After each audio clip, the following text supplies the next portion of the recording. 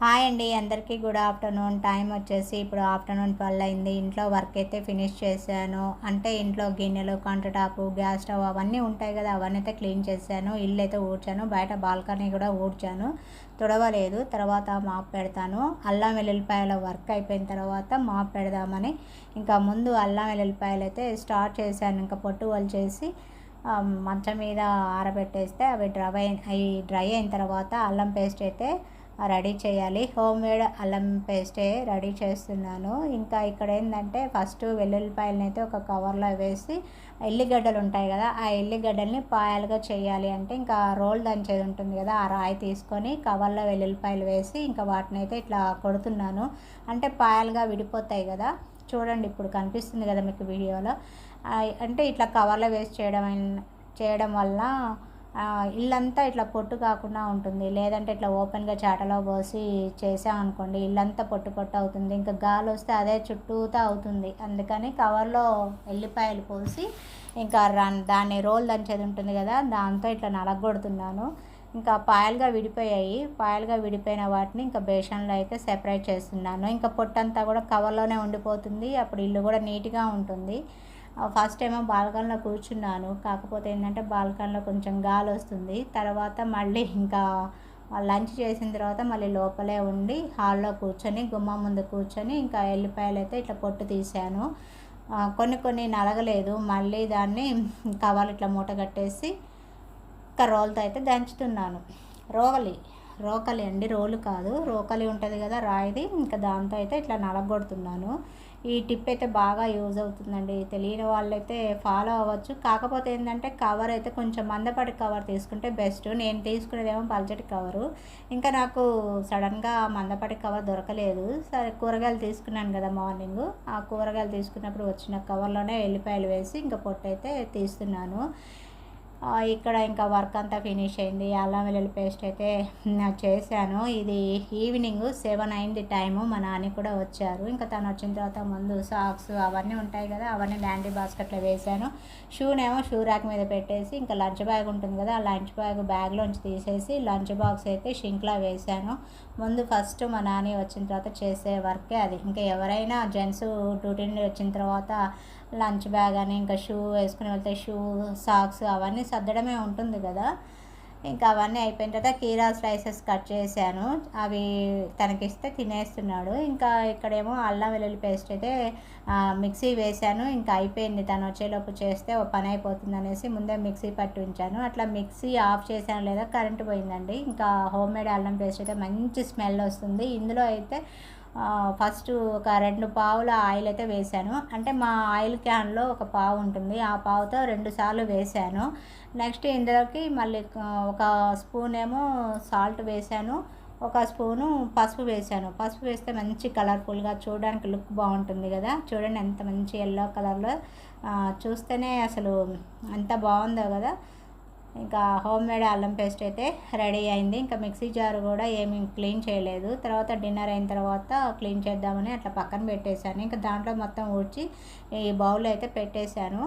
ఇంకా ఇది చల్లారిన తర్వాత జార్లో పెట్టేసి ఫ్రిడ్జ్లో స్టోర్ చేస్తాను.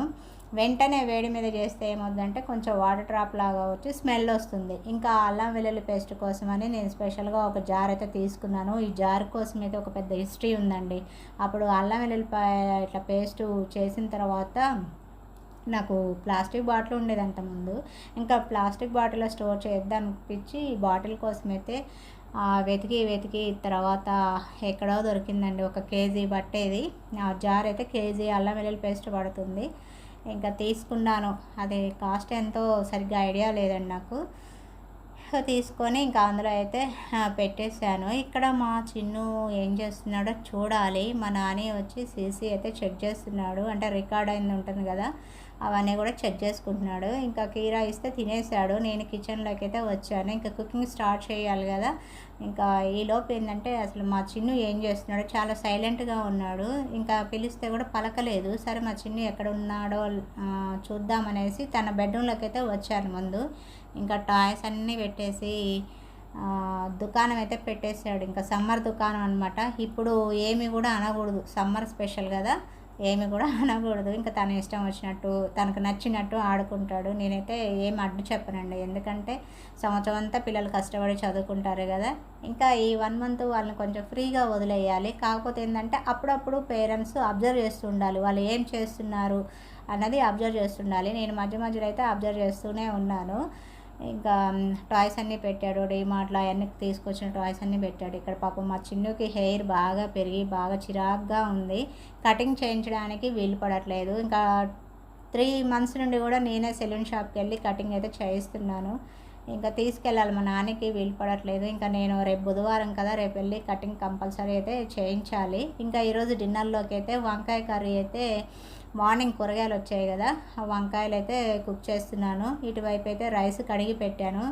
అంటే కొద్దిసేపు నానాలని కడిగి పెట్టాను. తర్వాత ఇంకా రైస్ కింద కూడా స్టవ్ ఆన్ చేశాను. ఈలోపు ఇటు కర్రీ అవుతుంది, అటు రైస్ అవుతుంది. ఇంకా అల్లం వెల్లుల్లి పేస్ట్ అయితే చల్లారింది. చల్లారిన తర్వాత ఇంకా జార్ ఉంది కదా, ఆ జార్లో అయితే పెట్టేయాలి. పెడుతున్నాను కూడా. ఇంకా కేజీ బావు అల్లం వెల్లుల్లిపాయలు తీసుకున్నాను. కేజీ బావుకి 1 కేజీ అయిందండి కరెక్ట్గా. అంటే వేస్ట్, మిగతా వేస్ట్ పొట్టు అదంతా ఉంటుంది కదా, ఆ పొట్టు అంతా పోగా 1 కేజీ అల్లం వెల్లుల్లి పేస్ట్ అయితే వచ్చింది. ఎందుకంటే అది నాకు కొలత, అది కేజీ పట్టే సీసా అనమాట.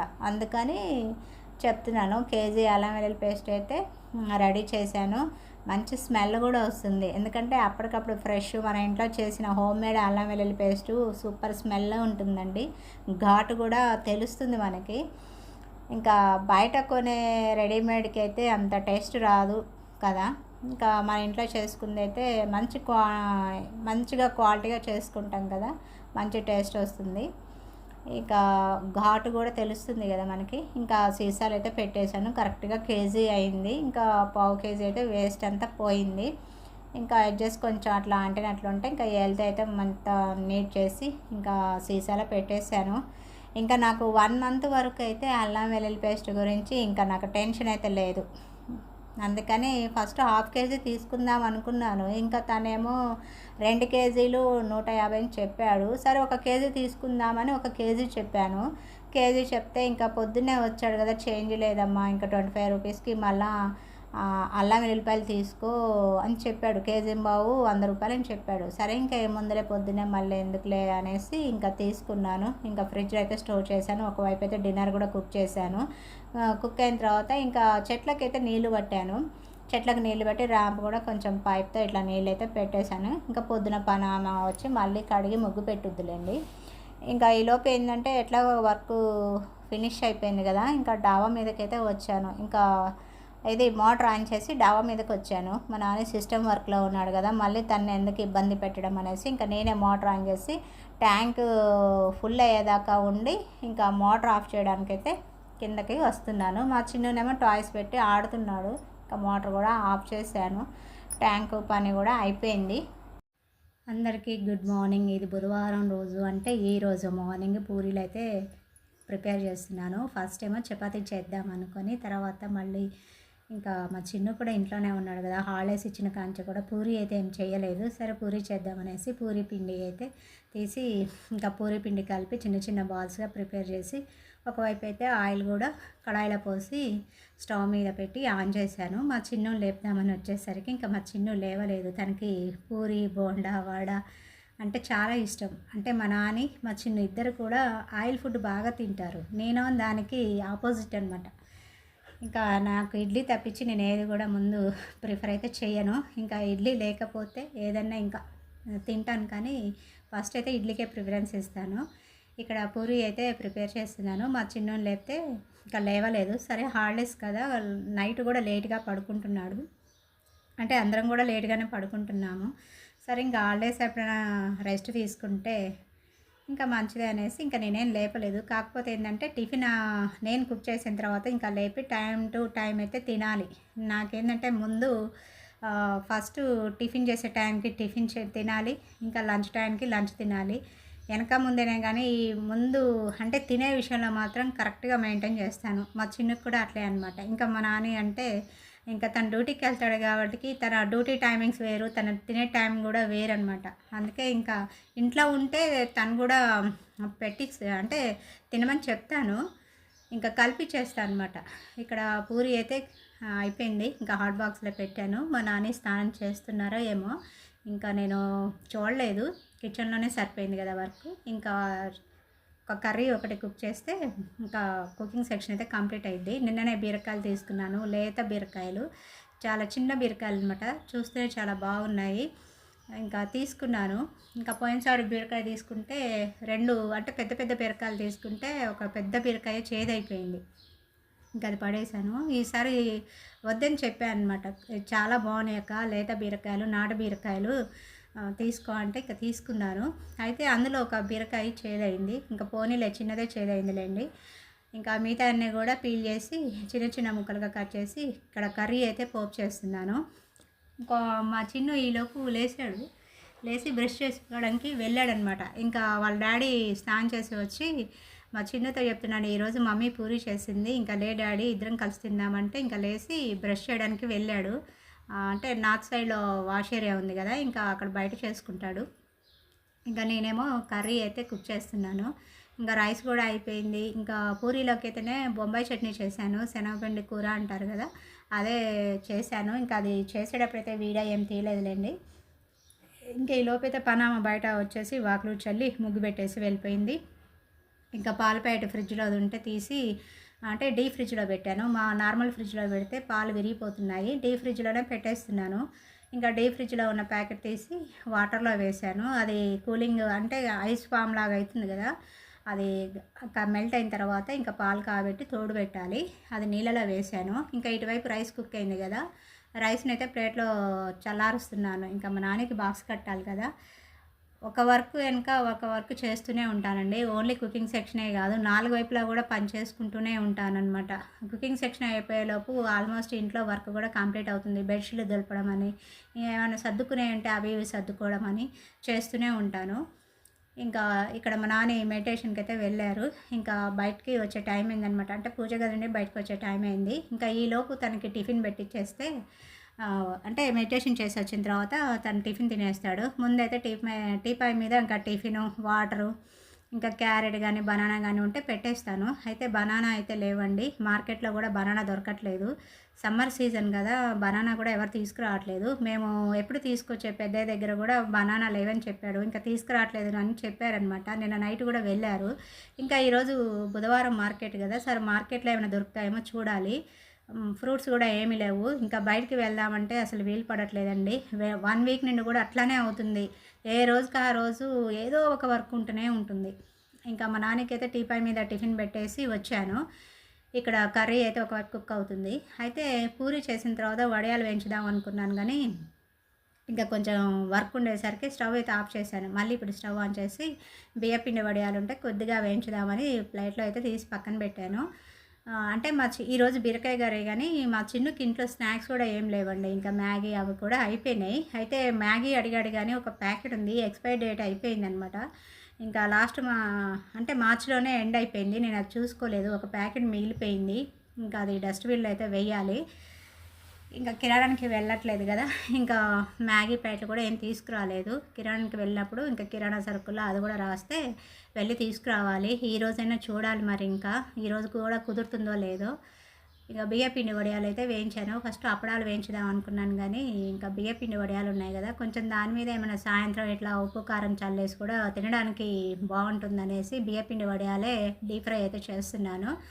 ఇంకా బీరకాయ కూడా ఇక్కడ అంటే పోపులో అయితే వేసాను. ఇంకా కొద్దిగా సాల్ట్, అల్లం పేస్ట్ అవి అయితే తీసి పెట్టాను. సాల్ట్ అయితే వేసాను. సాల్ట్ వేస్తే త్వరగా కర్రీ మగ్గుతుంది కదా, సాల్ట్ వేసి మళ్ళీ ఒకసారి కలిపి ఇంకా మూత పెట్టేశాను. ఇంకా ఈలోపు మా చిన్ను కూడా వచ్చేస్తే తనకు కూడా టిఫిన్ అయితే పెట్టించేసాను. ఇంకా మా నాని వచ్చేసాడు. అంటే పూజ గది నుండి లేచి వచ్చాడు. పూజ గది నుండి లేచి ఇంకా బయటకు కిచెన్లోకి వచ్చాడు. వచ్చేసరికి వాళ్ళంతా చెమటలు అనమాట. అసలు ముద్ద తడిచిపోయాడు. ఇంకా మళ్ళీ ఒకసారి స్నానం చేసిరా అని చెప్పాను కదా, ఇంకా మెడిటేషన్ చేసి వచ్చిన తర్వాత మళ్ళీ స్నానం చేసి రాకూడదు కదా, అంటే పూజ చేసి వచ్చిన తర్వాత మళ్ళీ స్నానం చేసి రాకూడదు కదా, ఇంకా ఏమొద్దులే అనేసి ఇంకా టవల్తోనే తుడుచుకున్నాడు. వాళ్ళంతా చెమట పట్టిపోయింది. ఇంకా ఇక్కడ బియ్యపిండి వడియాలు వేయించుతున్నాను కదా, ఈరోజు స్పెషల్ ఏంటని అడిగారు. ఈరోజు స్పెషల్ అంటే ఏం లేదులే కానీ చిన్నకి స్నాక్స్ లేవు, ఇంకా అందుకే బియ్యపిండి వడియాలు అయితే వేయించుతున్నానని చెప్పాను. అయితే వీడియో షూట్ ఆన్లో ఉందని తెలియదు తనకి, డైరెక్ట్గా వచ్చేసాడు. ఇంకా నేను వీడియో ఎడిటింగ్ చేసేటప్పుడు చూసుకున్నాను. ఇక్కడ బియ్యపిండి వడియాలు వేయించితే కొన్ని అయితే తీసుకొని వెళ్ళి తిన్నారు. ఒకటో రెండు అంతేలేండి, ఎక్కువేం తినలేదు. ఇంకా నెక్స్ట్ మా చిన్ను కూడా వచ్చేసాడు. ఇంకా బియ్యపిండి వడియాలు వేయించుతున్నాను కదా, ఇంకా మా చిన్నుకి పండగ అనమాట. చిప్స్ స్నాక్స్ ఎక్కువ తింటాడు. అంటే తిండి కన్నా కూడా ఎక్కువ ఇవి ఇష్టపడతారు కదా పిల్లలు. ఇంక ఈ మధ్య ఏంటంటే ఇంట్లో ఉంటున్నాడు కదా, కొంచెం నేను పుష్ చేసే పెడుతున్నాను. స్కూల్ కంటే మనం వెళ్ళలేము, తినిపించలేము కదా. ఇంటి దగ్గర ఉన్నప్పుడైనా పిల్లలు కనీసం వాళ్ళు తినేంత వరకైనా తినిపించాలండి. మరి వాళ్ళ ఇష్టానికి వదిలేయకూడదు. ఎందుకంటే పిల్లలు ఎవరు ఇష్టంగా తినరు. కాబట్టి నేనేంటంటే ఇంట్లో ఉన్నప్పుడైనా కొంచెం పుష్ చేసి తినిపిస్తాను. మరీ ఎక్కువ ఏం తినిపించలేండి. ఇంకా వాళ్ళు తినేంత తింటారు కదా, వాళ్ళనే కాదు మనమైనా కూడా తినేంత వరకే తినగలుగుతాం కదా. ఇంకా ఇక్కడ బియ్యపిండి వడియాలు అయితే వేయించాను, అదే చూపిస్తున్నాను మీకు. నెక్స్ట్ ఇక్కడ కుంకుడుకాయలు అయితే నానబెడుతున్నానండి. ఎందుకంటే మా చిన్నుకి బాగా హెయిర్ పెరిగిపోయి పాపం చిరాకు చేసుకుంటున్నాడు. హెయిర్ కటింగ్ చేయించాలన్నా కూడా మా నాన్నకి వీలు పడట్లేదు. సండే రోజు చేయిస్తాడేమో అనుకున్నాను, కానీ తనకి ఆ రోజు కూడా వీలు పడలేదు. అసలు ఎప్పుడూ బిజీగానే ఉంటాడనమాట. ఇంకా నేనే ఈరోజు డ్యూటీకి వెళ్ళేటప్పుడు ఇంకా అమౌంట్ అయితే అడిగాను. సరే చిన్నుకి కటింగ్ చేయించుకొని వస్తాను, అమౌంట్ ఇమ్మనంటే ఇంకా 200 అయితే ఇచ్చారు.